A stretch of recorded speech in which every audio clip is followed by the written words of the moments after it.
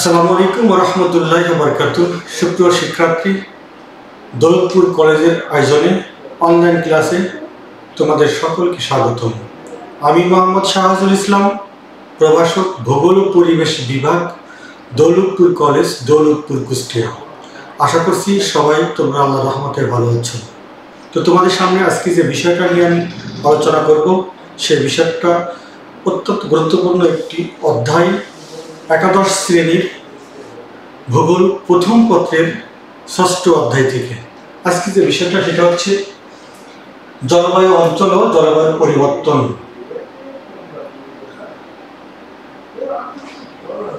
জলবায়ু অঞ্চল এবং জলবায়ু পরিবর্তন সম্পর্কে আমি ডিটেলস একটু তোমাদের সামনে আলোচনা করব। আশা করছি তোমরা যদি মনোযোগ সহকারে ক্লাসটি একটু শোনো, তাহলে অবশ্যই তোমরা নেক্সটে যখন ক্লাস করবা ক্লাসে তখন আর তোমাদের বুঝতে কি সহজ হবে। তোমরা জানো যে পৃথিবীর বিভিন্ন স্থানে তাপের তারতম্যের কারণে বিভিন্ন রকম তাপমণ্ডল তৈরি হয়। এই তাপমণ্ডলের উপরে ভিত্তি করে বা জলবায়ুটা আকার পরিবর্তন হয়। পৃথিবীর বিভিন্ন স্থানে বিভিন্ন রকম জলবায়ু পরিবর্তিত হয়। তার মধ্যে জার্মান আবহাওয়া বিজ্ঞানী ডব্লিউ কোপেন জলবায়ু তাপের তারতম্যের উপর ভিত্তি করে জলবায়ু চারটি অঞ্চলে ভাগ করেছেন।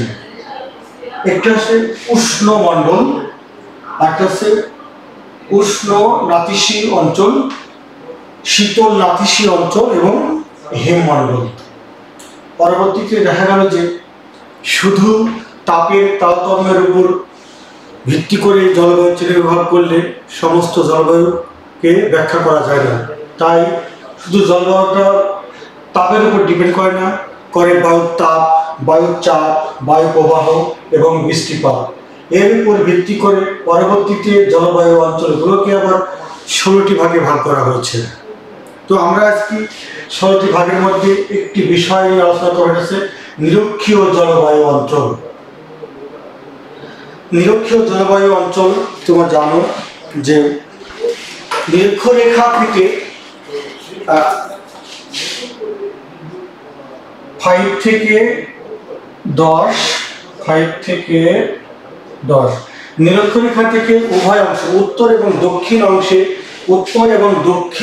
নিরক্ষরেখা থেকে উত্তর দক্ষিণ অংশে 5 ডিগ্রি অক্ষাংশের মধ্যে উত্তর এবং দক্ষিণ, কোথাও কোথাও 10 ডিগ্রি অক্ষাংশের মধ্যেও এই জলবায়ুটি দেখা যায়। তাহলে কি নিরক্ষীয় রেখা থেকে 5 ডিগ্রি উত্তর এবং দক্ষিণ, 5 ডিগ্রি উত্তর এবং দক্ষিণ, কোথাও কোথাও 10 ডিগ্রি উত্তর এবং দক্ষিণের মধ্যে যে জলবায়ুটি দেখা যায় এটাই হচ্ছে নিরক্ষীয় জলবায়ু। এটা হচ্ছে কি নিরক্ষীয় জলবায়ু।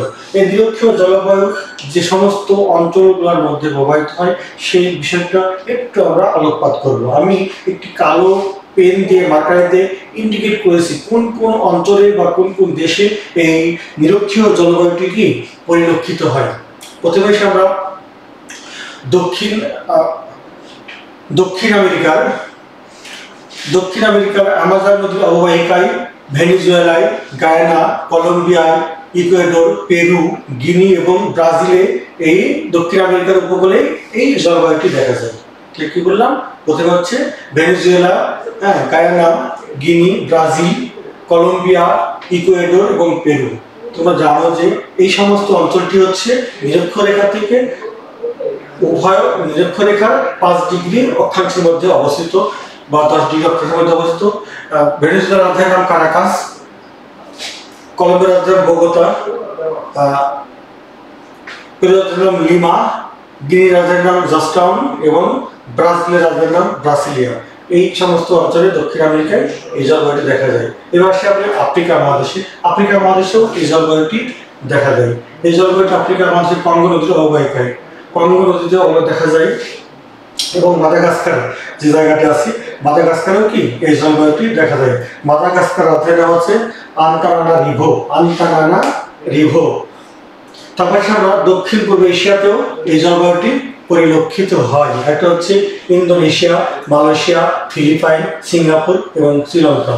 এই কয়েকটি দেশেও কি এই জলবায়ুটি পরিলক্ষিত হয়। তাহলে আমরা এটা এই 3টি মহাদেশে এই জলবায়ুটি কি দ্বিলক্ষীয় জলবায়ুটি তিনটি মহাদেশে কি পরিলক্ষিত হয়। এটা কি উত্তর আমেরিকা মহাদেশে, আফ্রিকা মহাদেশে এবং এশিয়া মহাদেশেও কি এই কিছু অঞ্চলেও এই জলবায়ুটি দেখা যায়। এই জলবায়ুটির দেখি এই জলবায়ু দেখতে কেমন এবং নেচারটা কেমন, এর চরিত্রটা কেমন। নিরক্ষীয় রেখার যে নিরক্ষীয় জলবায়ুটি আছে, এই নিরক্ষীয় জলবায়ুটি হচ্ছে অন্যান্য জলবায়ু থেকে একটু ভিন্ন এবং একটু আলাদা। এইখানে কোনো ঋতু পরিবর্তন হয় না, সারা বছর সূর্য লম্বাভাবে কিরণ দেয়। সূর্য কি সারা বছর এই নিরক্ষীয় অঞ্চলে লম্বাভাবে কিরণ দেওয়ার কারণে এখানে অত্যন্ত তাপমাত্রা বৃদ্ধি পায়, যার কারণে এখানে দিন রাত্রির পার্থক্য, তাপের পার্থক্য খুব একটা বেশি হয় না। সারা বছর লম্বাভাবে কিরণ দেয় এবং সারা বছর এখানে কি হয়, বৃষ্টিপাত হয়। এখানে কোনো ঋতু পরিবর্তনের কোনো অন্য ঋতুও নেই, একটাই ঋতু যার গুরুত্বপূর্ণ বৈশিষ্ট্য হচ্ছে সূর্য সারা বছর লম্বাভাবে কিরণ দেয়, সারা বছর বৃষ্টিপাত হয়। এখানে দিন এবং রাত্রির তাপমাত্রা কোনো বেশি একটা পার্থক্য কি পরিলক্ষিত হয় না। এখানে বৃষ্টিপাতের পরিমাণ 170 থেকে 250 সেন্টিমিটার পর্যন্ত বৃষ্টিপাত হয়, বার্ষিক গড় বৃষ্টিপাত। এখানে সবচেয়ে মজার বিষয় হচ্ছে এখানে সারাদিন সুন্দর ঝলমলে আকাশ থাকবে, অর্থাৎ দুপুরের পরে আকাশে মেঘ জমতে থাকে এবং বিকেল বেলায় এখানে মেঘ হওয়ার পরে প্রচন্ড পরিমাণে বৃষ্টিপাত হয়, বসুন্ধরে বৃষ্টিপাত হয়। সন্ধ্যার আগে বা সন্ধ্যা পর্যন্ত কোথাও কোথাও বৃষ্টিপাত হয়। এই বৃষ্টিপাতটা সন্ধ্যার পরে আবার সেরে যায় এবং পুরো আকাশ পরিষ্কার হয়ে যায় এবং ঝকঝকে হয়ে যায়, আবহাওয়াটা কি উজ্জ্বল হয়ে যায়। যত অনেক পশ্চিম বৃষ্টিপাত হওয়ার ফলেও কি এখানে কোনো ব্যতিক্রম হয় না। বৃষ্টিপাত হওয়ার ফলে এখানে প্রচুর পরিমাণ গাছ জন্মায়, আগাছা জন্মায় এবং এটা চিরহরিৎ কিছু গাছ আছে, সেই গাছগুলো প্রচুর পরিমাণে এখানে জন্মগ্রহণ করে এবং এই গাছগুলো প্রায় 49 বা 50 মিটার পর্যন্ত লম্বা হয় এবং গাছগুলো প্রতিদিন বৃষ্টি হওয়ার কারণে এখানে গাছগুলা একে অপরকে পাল্লা দিয়ে বড় হয়, অর্থাৎ অনেক লম্বা হয় গাছগুলো এবং উপরে চাঁদোয়ার ভাব দেখা যায়। সূর্যের আলো কি নিচে প্রবেশ করতে পারে না এই গাছগুলোর কারণে, গুরুত্বপূর্ণ বৈশিষ্ট্য। এবং দিন রাতের পার্থক্য হচ্ছে দুপুরের পরে তাপমাত্রা প্রচন্ড বৃদ্ধি পায় এবং রাত্রে আবার তাপমাত্রা কি আস্তে আস্তে কমে যায়। এমন কি আছে যখন শেষ রাত্রে এখানকার তাপমাত্রা 15 ডিগ্রি সেলসিয়াসের নিচে নেমে আসে এই অঞ্চলে।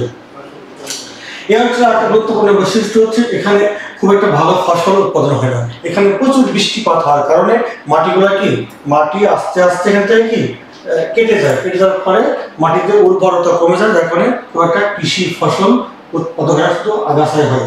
যদিও এই অঞ্চলে প্রচুর পরিমাণ গাছ আছে কিন্তু কাঠ শিল্পে খুব একটা অবদান বা খুব একটা ভালো করতে পারে নাই এই নিরক্ষীয় অঞ্চলে। কারণ হচ্ছে প্রতিদিন বৃষ্টি হওয়ার কারণে মাটি স্যাঁতসেঁতে এবং কাদা থাকে, যার কারণে যে গাছগুলি আছে সেই গাছগুলির কাঠ ওখান থেকে আনা অত্যন্ত কষ্ট। যদি বরফ অঞ্চল হতো তাহলে কি বরফের উপর দিয়ে ভাসিয়ে আনা যেত।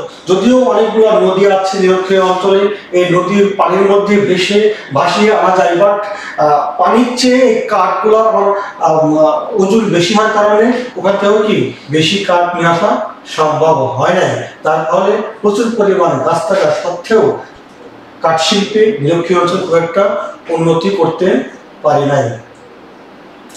এই অঞ্চলে একটা বিষয় হচ্ছে এই অঞ্চলের, যদিও এই অঞ্চলে তাপমাত্রা বেশি অন্য অঞ্চলেও আছে, নিরক্ষীয় অঞ্চলের চেয়ে অন্য অঞ্চলে তাপমাত্রা বেশি পড়ে, বাট এইরকম একাধারে তাপমাত্রা কোনো অঞ্চলেই পড়ে না। এখানে উদ্ভিদ বললাম যেগুলো বাইন, মেহগনি, চন্দন এই সমস্ত উদ্ভিদ জন্মায়। আর পশু পাখি বলতে এখানে কোনো তৃণভোজী পশু নেই বললে চলে। এখানে কিছু আছে বানর, শিবপাঞ্জি, সাপ, হাতি ইত্যাদি এগুলো পাওয়া যায়। আর কৃষিকাজ তো বলেছি, এখানে কোনো কৃষিকাজ হয় না। এখানে আদিবাসীরা কিছু আছে, সেগুলা কি কৃষিকাজ করার জন্য কোনো জমি যদি প্রস্তুত করে, জমি প্রস্তুত করার সঙ্গে সঙ্গে আবার আগাছায় পরিপূর্ণ হয়ে যায় এবং লোকসংখ্যা কম হওয়ার কারণে যদিও বহির্বিশ্বের লোক থেকে কিছু লোক ওখানে যে কাজ করার পরিবেশ তৈরি করে, কিন্তু ওখানকার যে আবহাওয়া বা পরিবেশ এই মানুষের সঙ্গে আবহাওয়া খাপ খাওয়াতে না পেরে তার স্বাস্থ্য ঝুঁকি নিয়ে ওখান থেকে চলে আসে, যার কারণে ওখানে খুব একটা ভালো কৃষিকাজ করতে পারে না। এই হচ্ছে মোটামুটি নিরক্ষীয় অঞ্চলের সংক্ষিপ্ত বর্ণনা। আশা করছি তোমরা যদি এই ক্লাসটি একটু ভালো করে দেখো তাহলে আমার মনে হয় তোমরা এখান থেকে কিছু শিখতে পারবা, এবং নেক্সট যখন ক্লাসে নেবো আমরা তখন তোমরা কি এখান থেকে আবার ভালো কিছু শেখার পরিবেশ পাবা। এই বলে আজকের ক্লাস আমি এখানে শেষ করছি। সকলের সুস্বাস্থ্য কামনা করে আবারও সকলকে সালাম। আসসালামু আলাইকুম ওয়া রাহমাতুল্লাহি ওয়া বারাকাতুহু। ধন্যবাদ সবাইকে।